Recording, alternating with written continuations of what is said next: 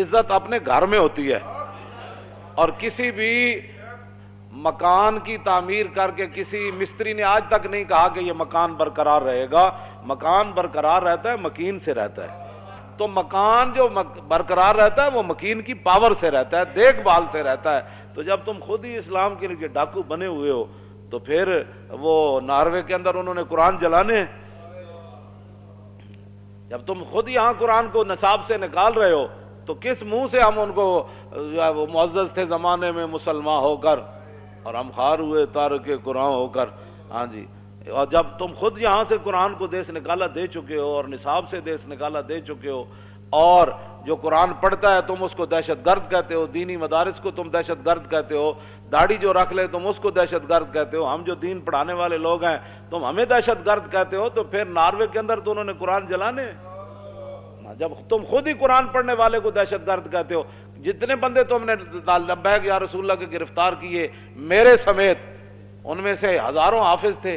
تو جب تم خود حافظوں کو جن کے سینے میں قرآن موجود ہے تم خود ان کو ہتھکڑیاں لگاتے ہو اور ان کو کہتے ہو یہ دہشت گرد ہے، تو پھر ناروے کے کافروں سے کیا امید رکھتے ہو کہ وہ قرآن کی تعظیم کریں گے؟ تو اب جب تم نے صاحب قرآن کی تعظیم نہیں کی، حالانکہ رسول اللہ نے 70 لاشیں پڑی تھی میدان احد میں، تو نبی علیہ الصلوۃ والسلام جس صحابی کو حضور پہلے دفنا دیتے نا اٹھا کر، تو اس کا معیار یہی تھا، حضور جس سے پیار کرتے تھے اسی کی شان صحابہ کہتے یہ بڑی شان والے ہیں. تو حضور جس کو اٹھا کر پہلے قبر میں رکھ دیتے صحابہ میں یہ مشہور ہو جاتا کہ یہ سب سے بڑی شان والے ہیں، حضور نے ان کو پہلے قبر میں رکھا. لیکن حضور نے وہاں ایک معیار مقرر فرمایا ایو مخزن للقرآن، فرمایا بتاؤ ان میں سے بڑا قاری اور حافظ کون ہے؟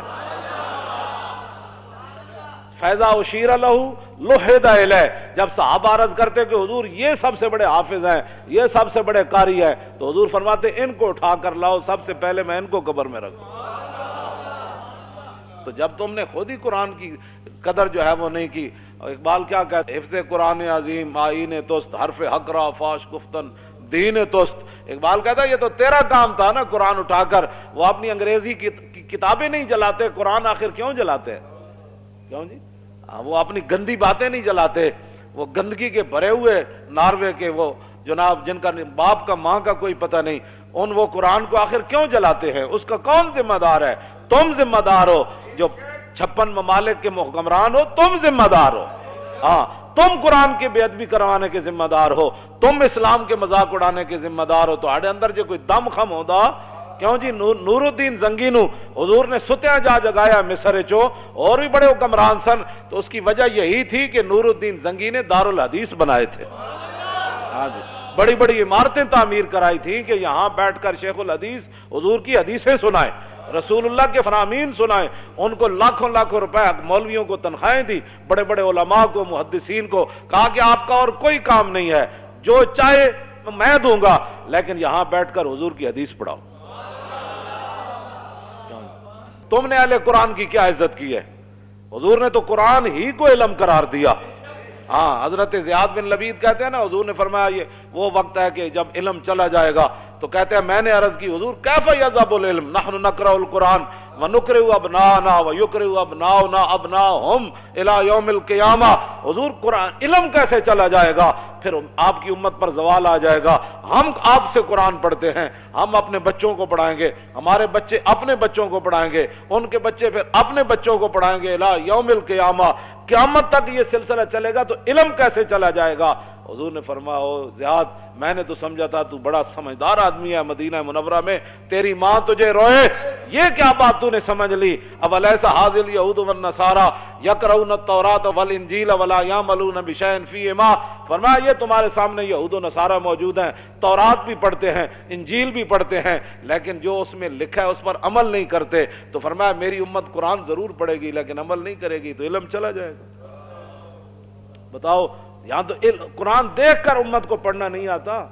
جن کو دیکھ کر قرآن نہیں پڑھنا آتا، ان کو کیا سمجھنا ہے کہ جناب فَبِأَيِّ آلَاءِ رَبِّكُمَا تُكَذِّبَانِ کا کیا معنی ہے؟ كُلُّ مَنْ عَلَيْهَا فَانٍ وَيَبْقَى وَجْهُ رَبِّكَ ذُو الْجَلَالِ وَالْإِكْرَامِ کا کیا معنی ہے؟ وَلِمَنْ خَافَ مَقَامَ رَبِّهِ جَنَّتَانِ فَبِأَيِّ آلَاءِ رَبِّكُمَا تُكَذِّبَانِ ذَوَاتَا أَفْنَانٍ وَمِن دُونِهِمَا جَنَّتَانِ۔ ان چیزوں کا ان کو کیا پتہ ہے؟ اذا وقعت الواقعۃ ليس لوقعتها كاذبہ خافضۃ رافعۃ اذا رجت الارض رجا وبست الجبال بسا فكانت هباء منبثا وكنتم ازواجا ثلاثا سبح لله ما في السماوات وما في الارض وهو العزيز الحكيم يا ايها الذين امنوا لم تقولون ما لا تفعلون كبر مقتا عند الله ان تقولوا ما لا تفعلون تبارك الذي بيده الملك وهو على۔ ان کو کیا پتہ ہے میں کیا پڑھ رہا ہوں؟ ہاں جی، جب آپ نے خود ہی قرآن کے ساتھ ایسے کیا تو اب جناب جی وہ ناروے والے جلاتے ہیں۔ ان سوروں کا علاج تو آج بھی یہی ہے، رسول اللہ کی ظاہری حیات سے لے کر قیامت تک، انگریزوں کا ہو یا مودی کا ہو یا بدھ متوں کا ہو، ایک ہی علاج ہے، وہ جہاد فی سبیل اللہ ہے۔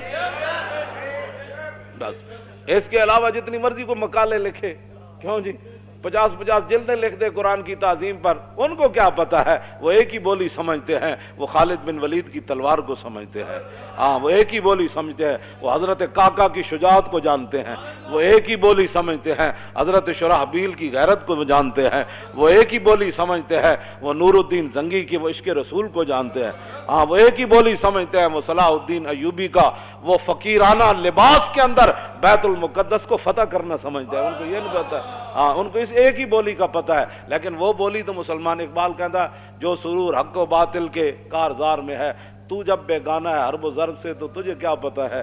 ہاں جی کہتا ہے جیڑا لطف لڑن تے مرن تے مارن نال آندا ہے نا، ان اللہ اشترى من المؤمنین انفسهم واموالهم بان لهم الجنہ یقاتلون فی سبیل اللہ فیقتلون ویقتلون۔